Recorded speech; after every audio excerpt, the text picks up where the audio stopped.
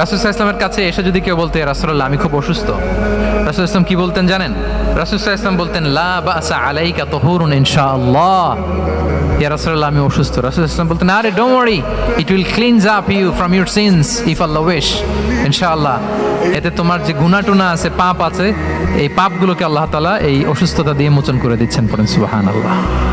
তাহলে আপনি অসুস্থতার মধ্যে একটু হালকা হলেন না, যে জ্বরে ভুগতেছি কিন্তু এই জ্বরে নাকি আমার গুনাহ মাফ হয়ে যায়। পেটের ব্যথায় আক্রান্ত, মাথা ব্যথায় আক্রান্ত, কিন্তু এটাতে নাকি আল্লাহ আমার পাপ মোচন করে দেয়, তাহলে একটু ভাল লাগবে না? তাহলে দেখেন, একটা কঠিন পরিবেশকে রাসূল সাল্লাল্লাহু আলাইহি ওয়াসাল্লাম সহজ করতেন। অসুস্থ শুনলেই লা বাস তুহুরুন ইনশাআল্লাহ, আর কিছু হবে না, আল্লাহ তোমার গুনাহ মাফ করে দিচ্ছে।